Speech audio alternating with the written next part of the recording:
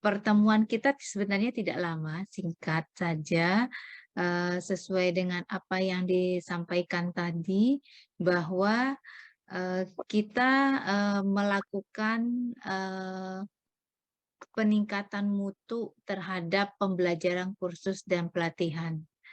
Nah, dari hasil evaluasi yang dilakukan sebelumnya, bahwa pembelajaran kursus dan pelatihan yang dilakukan oleh teman-teman di lembaga kursus dan pelatihan ada yang sudah sesuai dengan standar, ada yang belum sesuai dengan standar. Nah, walaupun saat ini dinyatakan kita kursus dan pelatihan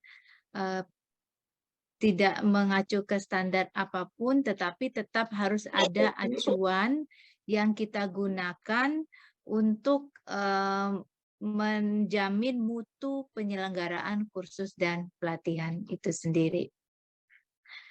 Terima kasih atas kehadiran semua Bapak Ibu, Pak Zulkifli Adam dari Forum PLKP, teman-teman dari DPP Tiara Kusuma, teman-teman dari APTO, teman-teman dari ASKI, teman-teman dari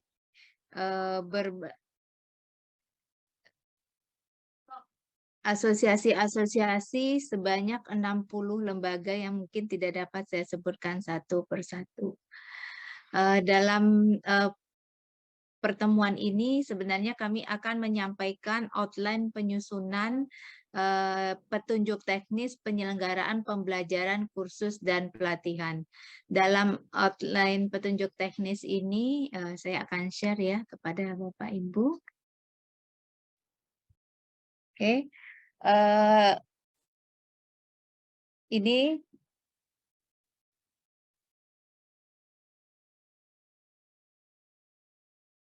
oke. Tujuan dari kita melaksanakan penyusunan petunjuk teknis ini pertama adalah acuan lembaga dalam melaksanakan pembelajaran kursus dan pelatihan. Kemudian kita juga melakukan penataan sistem pembelajaran kursus dan pelatihan dalam rangka memperkuat kemandirian LKP melalui peningkatan mutu dan kemitraan. Ini menjadi salah satu dari objektif key result atau OKR dari Direktorat Kursus dan Pelatihan yang disampaikan oleh Direktur Jenderal Pendidikan Vokasi beberapa waktu yang lalu.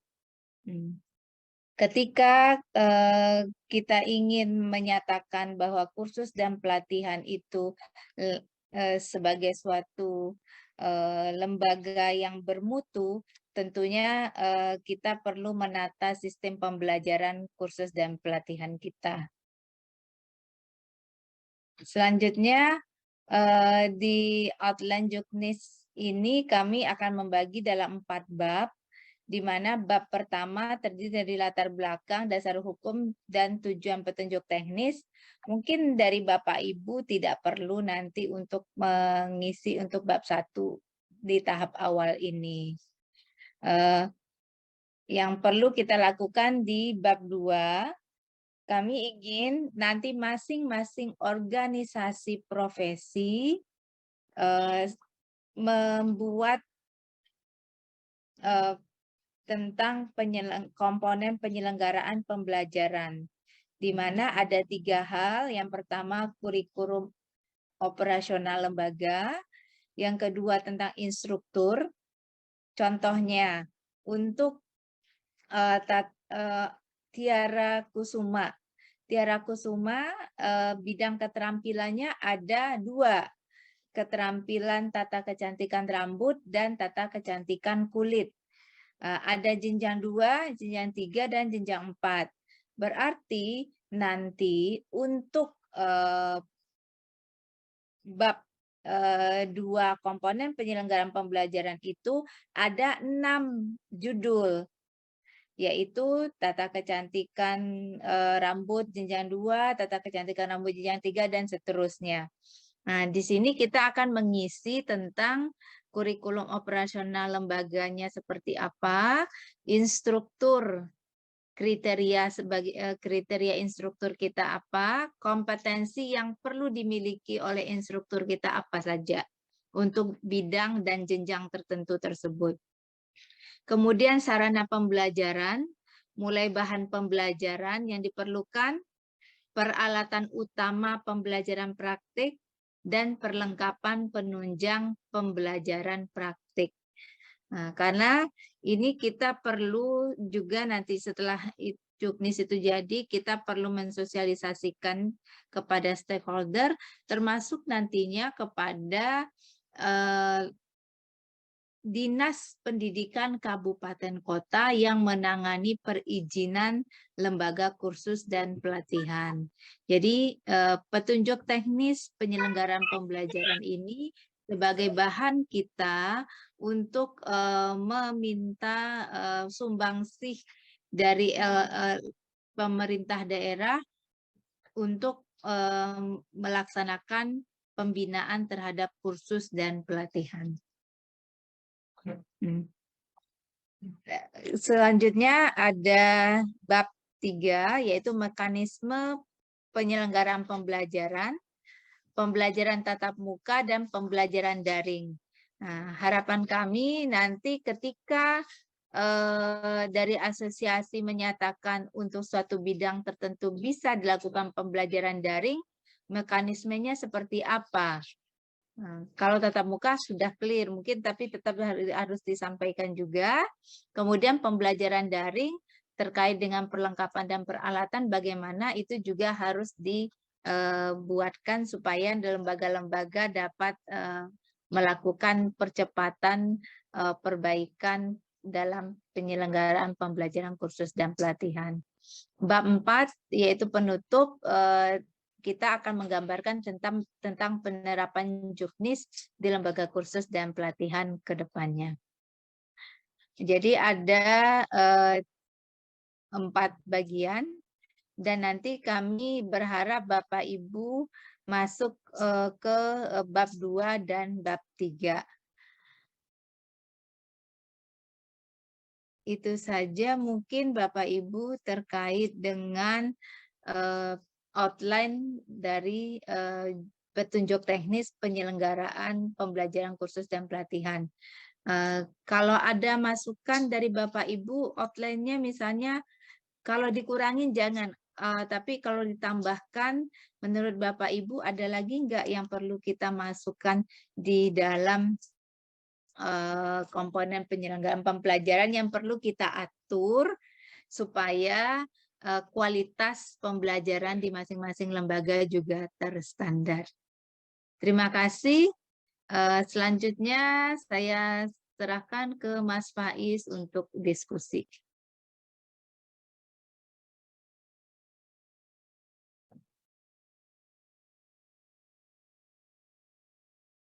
Ya, terima kasih Bu Fitri atas paparannya. Mungkin kita langsung diskusi aja. Saya pimpin. Mungkin ada yang mau bertanya atau mau menyampaikan ide-ide terkait tadi outline yang akan dibahas.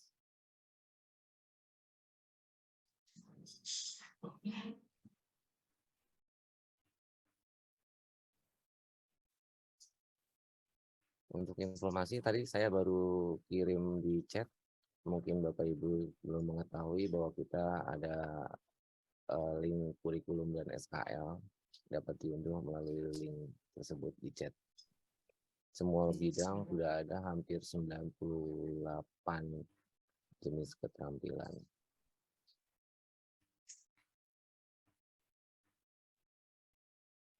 Mohon izin Pak Faiz.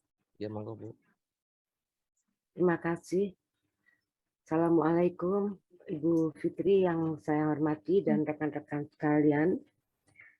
Karena kita tentunya berharap dari suatu pelatihan itu akan diselesaikan secara tuntas, di mana peserta latih atau peserta didik kita itu nantinya mempunyai pegangan atau bukti bahwa dia telah melaksanakan pelatihan dijalani dengan secara tuntas sampai selesai. Dengan kata lain, mungkin secara mudahnya bisa disebutkan bahwa satu pelatihan ini diharapkan akan diakhiri dengan satu uji dari hasil apa yang dipelajarinya. Dalam bahasa kita sehari-hari biasanya ini kita sebut uji kompetensi. Dengan hasil tentunya tanda bahwa uji kompetensi ini telah dapat dilalui dengan baik. Tentunya mereka akan mendapat secarik pengakuan yang biasanya kita sebut sertifikat. Nah, pertanyaannya adalah, apakah dalam program pelatihan ini, bagaimana peserta latih atau peserta didik itu nantinya akan diuji untuk dapat memperoleh pengakuan atas kompetensi dirinya, apakah cara bagaimana mereka nanti akan diuji itu boleh kita masukkan juga sebagai bahan ajar, sebagai bahan pelatihan, seperti itu. Barangkali untuk kali ini pertanyaan saya baru itu dulu, Bu Fitri, Pak Faiz, makasih. Ya, makasih Bu Ise atas pertanyaan dan beberapa pernyataan tadi. Ya mungkin Bu Fitri bisa, atau Bu Ena bisa menanggapi. Oke.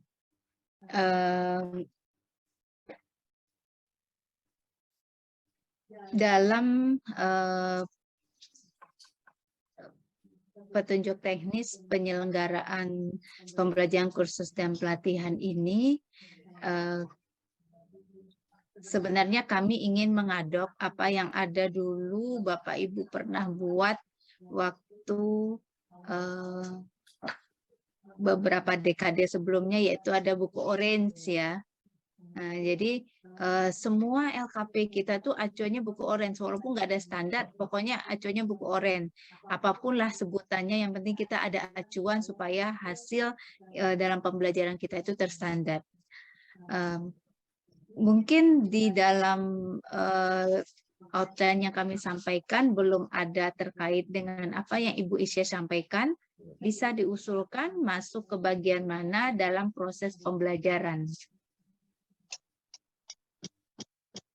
Ini kita juga membangun diskusi karena kami kan baru terpikir untuk outline secara umum yang akan kita gunakan. Dan hari ini kami secara sengaja mengumpulkan semua organisasi profesi agar untuk yang bab 2 dan bab 3 itu diisikan karena per bidang keterampilan. Nah, sedangkan kalau ingin kita bicara tentang evaluasi akhir pembelajaran ataupun sertifikasi, kita bisa masukkan ke outline juknis kita, tapi mungkin nanti apakah kita mau membahas per bidang atau kita hanya sekedar menyampaikan secara umum bahwa apa yang harus dilakukan. Itu juga bisa dimasukkan dalam diskusi. Ya, mungkin itu Bu Ise. Terima kasih Bu Fitri. Ya mungkin Kami akan pikirkan lagi bagaimana detailnya. Terima kasih. Hai, Pak Faiz. Assalamualaikum Pak Faiz. Ya Pak Jul, silakan Pak Jul. Baik, terima kasih izin Bu Fitri. Terima kasih semuanya. Assalamualaikum warahmatullahi wabarakatuh. Bapak dan Ibu semuanya. Yang pertama sekali saya ingin menyampaikan beberapa pokok. Ini mohon maaf Bu Fitri, walaupun ya agak sedikit keluar dari subtema yang hari ini, tapi ini nanti akan berkesinambungan tentang semangat dari para teman-teman, para pejuang LKP. Yang pertama sekali nanti biarkanlah yang menyangkut dengan substansi materi kurikulum biar oleh OSPRO-nya asosiasi profesi masing-masing, tapi kami dari Ormit ya, organisasi mitra, perlu yang menjadi sebagai wadah daripada seluruh lembaga kursus dan pelatihan. Nah, Yang pertama adalah semangat kita semuanya yang berkaitan dengan para pejuang-pejuang lembaga sertifikasi kompetensi. Mungkin apa yang terjadi selama ini boleh disebut isu maupun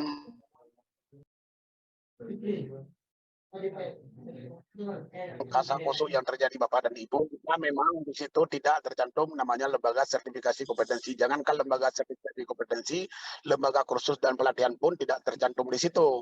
Walaupun saya kemarin masih berdiskusi dengan Bu Dirjen langsung, kemarin masih WA dengan saya, beliau memiliki pendapat yang berbeda, saya juga memiliki pendapat yang berbeda, tapi tidak masalah. Itu adalah hanya berbagai tafsir masing-masing. Nah, oleh karena itu, Bapak dan Ibu, dari organisasi mitra ini yang saat ini sedang kami memperjuangkan itu adalah bagaimana lembaga kursus dan pelatihan, kemudian sertifikasi kompetensi yang menjadi acuan bagi adik anak-anak setelah lulus dalam proses pembelajaran ini harus termuat kembali di dalam draft RUU. Nah, seperti yang sudah tercantum di RUU nomor 20 tahun 2003, itu kan sudah jelas di situ termasuk dengan evaluasi dan segala macam. Nah, oleh karena itu itulah yang menjadi semangat kita sekarang ini sedang memperjuangkan itu supaya tercantum dan masuk kembali seperti dalam undang-undang yang sudah ada. Nah, oleh karena itu harapan kami kepada Bapak dan Ibu seperti yang bergulir di selama ini di luar, oh ini nggak ada uji kompetensi, kita ini ada apa LSP, kemudian kita ini ada di sana. Ini jangan dibuat blunder-blunder isu-isu yang seperti itu seakan-akan kita ini sudah mati suri, sudah kita tidak akan berjalan. Ini tidak ada demikian Bapak dan Ibu. Ini adalah pertaruhan harga mati bagi kita sebagai praktisi kursus yang harus tetap berada LSK ini yang selama ini menjadi sebuah acuan yang dikelola oleh Subdit di bawah Bu Ena, Bu Fitri ini adalah menjadi harapan kita. Nah, jadi menyangkut dengan apa namanya kurikulum sertifikasi uji kompetensi ini tetap kita harus bersama-sama untuk mempertahankan itu satu. Nah, kalau untuk menjadi harapan kita termuat memiliki legalitas payung hukum yang kuat, artinya apa? Sertifikasi uji kompetensi yang kita lakukan ini masih tetap eksis. Nah, ini yang perlu saya sampaikan kepada Bapak dan Ibu supaya semangat kita baik dalam kurikulumnya, kemudian semangat kita di dalam sertifikasi uji kompetensi ini tidak akan pernah terluntur. Ini masih tetap kita harus bersama-sama dengan mitra yang lain, khususnya karena di sini adalah kenapa saya sampaikan dalam forum ini, begitu saya lihat perusahaan inilah Ormin, Orpro, kumpul LSK semua di sini, inilah kita tetap bersama-sama untuk mempertahankan itu. Itu yang perlu saya sampaikan Pak Faiz.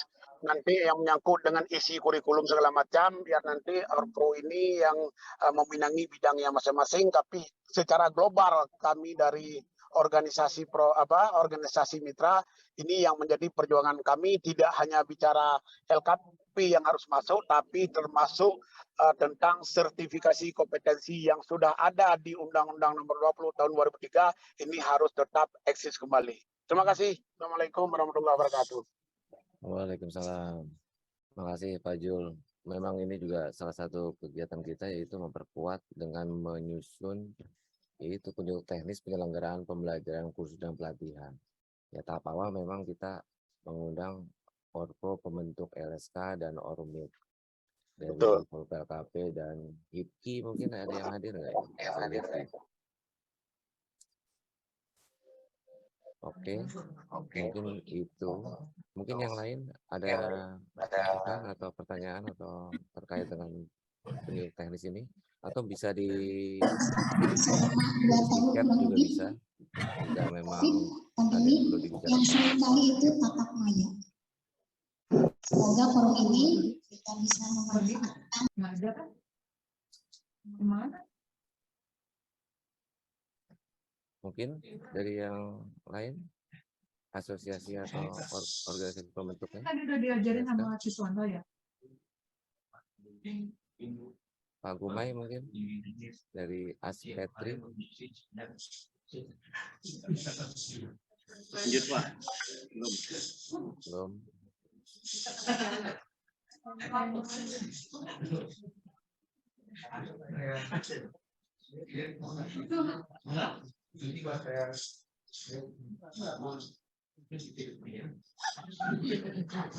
Ayo, monggo masukannya karena sangat penting sekali ini dari Aspro terkait petunjuk teknis yang nanti akan kita susun.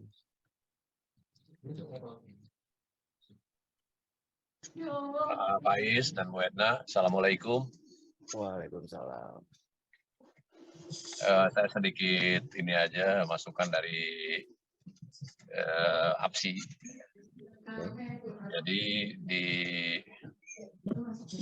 APSI ini sudah ada yang lembaga yang mengeluarkan profesi security, yaitu pertama dari Polri sendiri, kemudian juga dari BNSP. Nah, dengan dilibatkannya kita ke LSP ini sangat menarik.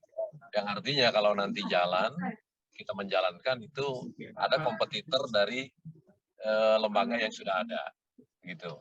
Jadi memang tantangan buat kami bagaimana caranya supaya lebih bagus dari yang sudah ada. Jadi bersaing. Itu aja masukan dari saya. Terima kasih. Terima kasih Pak Gun.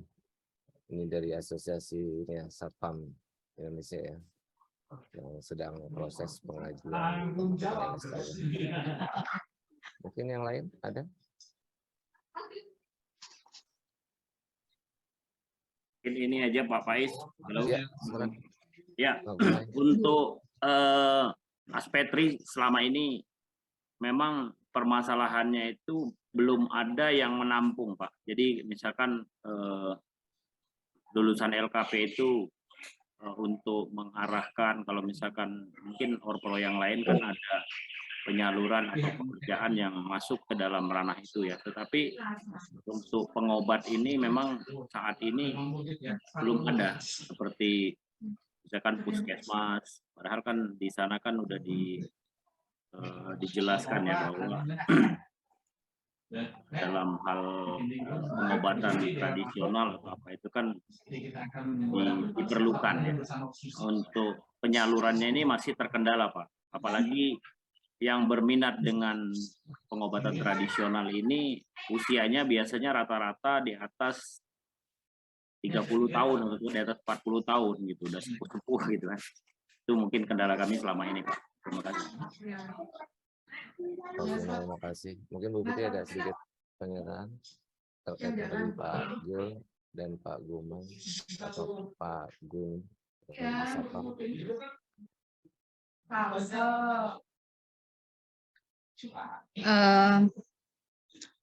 Untuk bagaimana penyelenggaraan dan bagaimana outputnya bisa diambil oleh mitra dan lain sebagainya, mungkin itu hal selanjutnya yang harus dilakukan oleh organisasi mitra dalam hal bagaimana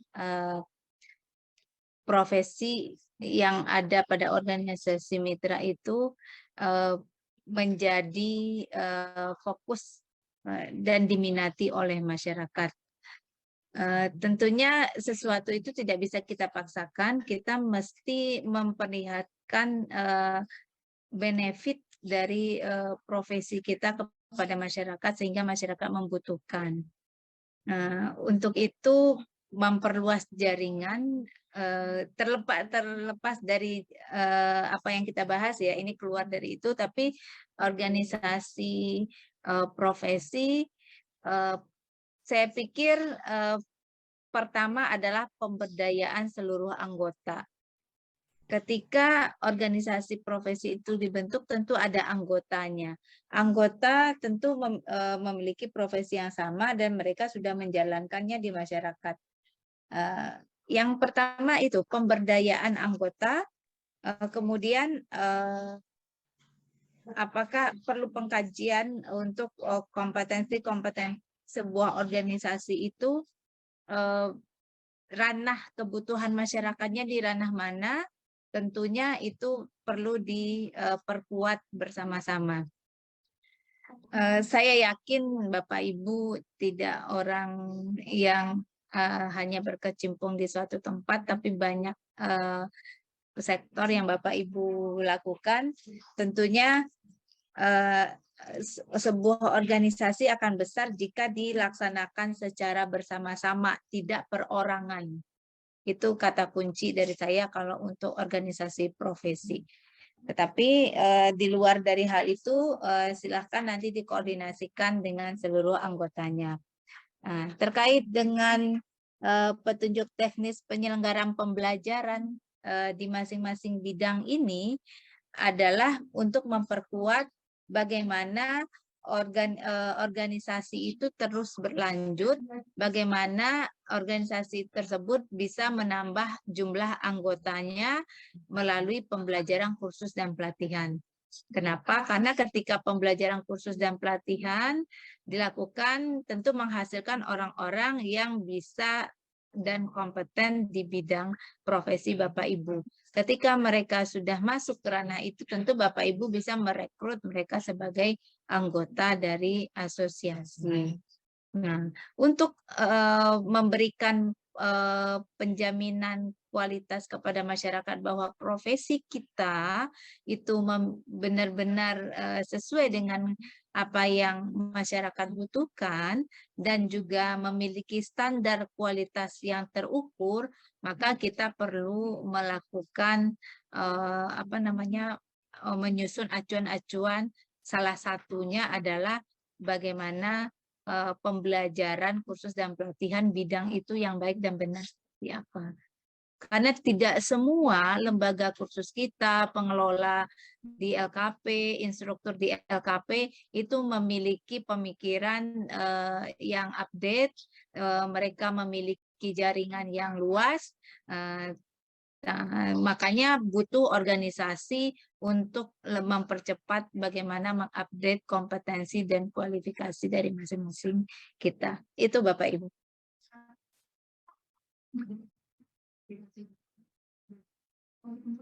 Ya, terima kasih Bu Fitri.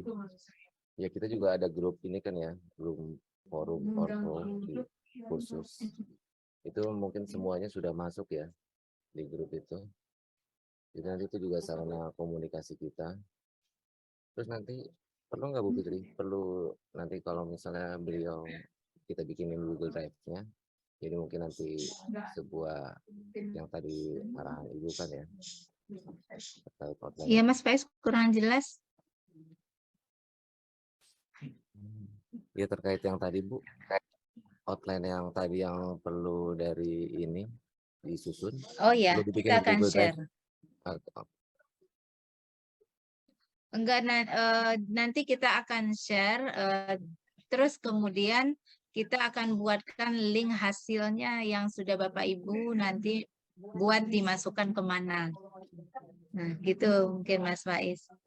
Jadi untuk outline-nya kita share, terus nanti hasil terutama untuk bab 2 terkait dengan kurikulum satuan, kemudian kriteria instruktur, kompetensi instruktur seperti apa, sarana pembelajarannya. Karena kami tidak bicara prasarana, karena kalau prasarana itu menyesuaikan, yang terpenting adalah sarana pembelajaran yang dimiliki, yang harus diadakan, apakah itu milik sendiri, apakah itu sewa, dan lain sebagainya, tetapi di setiap pembelajaran perlu diadakan agar praktek pembelajaran berjalan sesuai dengan kualitas yang diharapkan. Kemudian sistem mekanisme pembelajaran daring, pembelajaran luring, dalam Ibu sebaiknya seperti apa supaya bisa dijadikan acuan oleh lembaga-lembaga yang lain. Oke.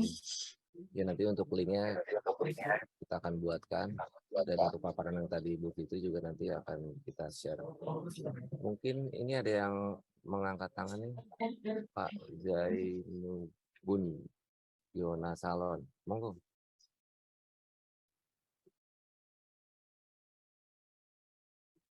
Zainubun Yona Salon, mengangkat tangan, monggo jika ada pertanyaan. Ini saya lihat juga ada beberapa dari LKP, monggo kalau memang ada masukan terkait penyusunan teknis pembelajaran.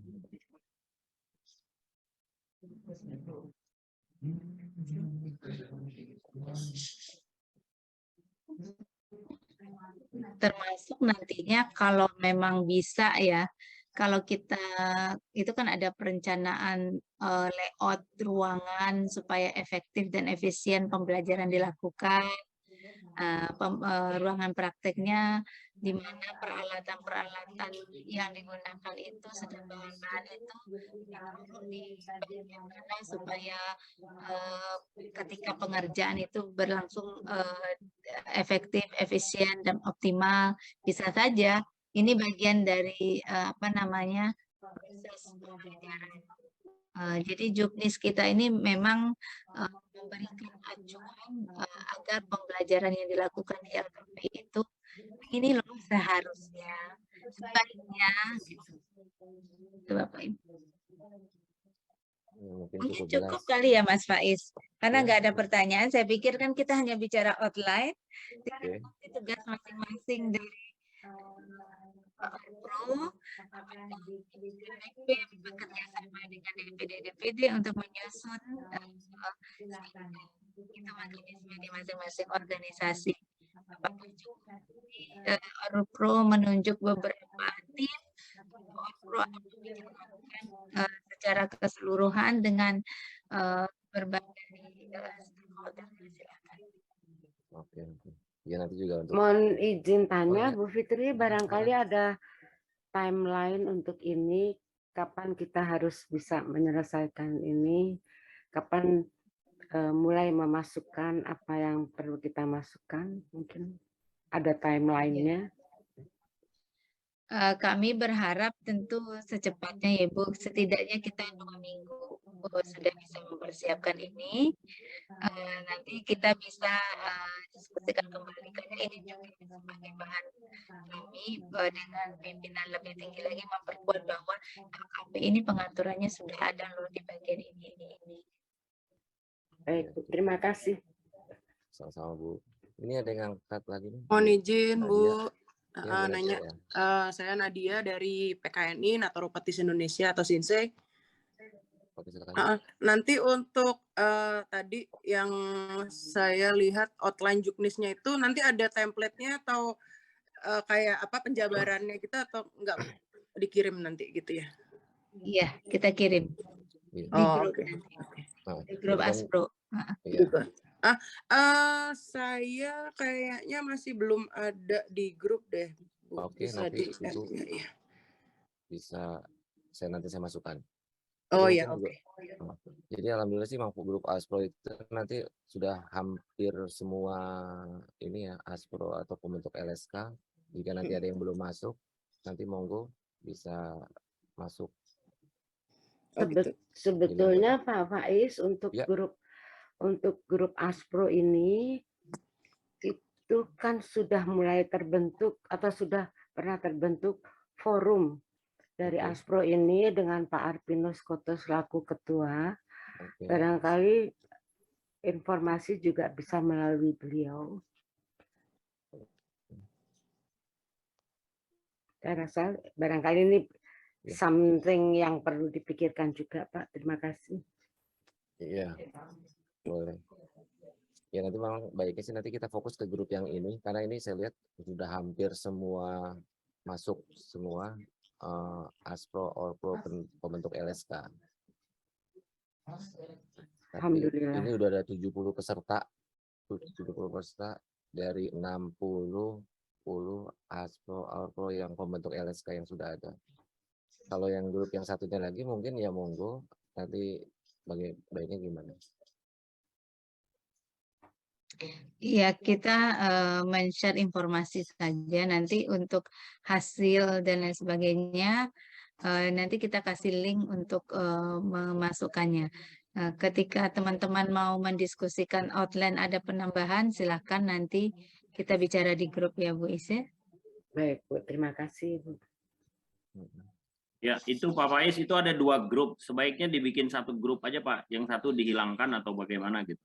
Jadi biar nggak rancu nantinya. Betul. Dan memang koordinasi kita ke yang kemarin ketua terpilih kan Pak Arpinus. Tapi kan, nah kita aktifkan di grup itu untuk sosialisasi, koordinasi, dan komunikasi bersama di situ. Iya. Ya baiknya sih ya, di grup yang ini aja yang baru aja nih, forum Orpro LSK di Suslat. Karena kan kebetulan di situ juga ada Bu Ena, Bu Fitri, Bu Yona semua masuk semua dari tim kita. Iya. Dan nanti kita akan kirimin link paparannya dan link untuk formatnya. Nanti tinggal Bapak Ibu mohon bantuannya mengisi dan memberikan masukan-masukan terkait penyusunan juknis ini. Mungkin ada lagi yang ingin memberikan masukan, saran? Mumpung masih di Zoom nih, kalau nanti di grup mungkin lebih aplikasi komunikasinya. Mungkin sudah nggak ada lagi Bu Fitri ya. Mungkin cukup Mas Faiz koordinasinya. Setidaknya ini tahap awal teman-teman menyiapkan apa sih yang diperlukan. Setidaknya ada bahan sudah disiapkan. Mungkin ada beberapa orpro yang sudah paham, oh pembelajaran harus menyiapkan A, B, C, D. Tapi ada beberapa orpro yang belum menyentuh sama sekali terkait pembelajaran di kursus dan pelatihan. Ya. Dan nanti juga mohon dukungan bantuan dari beberapa aspro-orpro ini ke pengurusnya atau mungkin ke anggota-anggotanya untuk terkait penyusunan ini. Mungkin itu aja begitu ya, kita tutup aja ya. Ya, cukup. Silakan. Ya, terima kasih Bapak Ibu atas kehadirannya. Nanti tindak lanjut berikutnya nanti kita akan bicarakan di grup, dan nanti juga hasil finalnya, hasil penyusunan teknis juga nanti kita akan bahas lagi di pertemuan berikutnya. Terima kasih banget yang sudah hadir. Dari saya, terima kasih. Wassalamualaikum warahmatullahi wabarakatuh. Waalaikumsalam. Terima kasih juga. Terima kasih.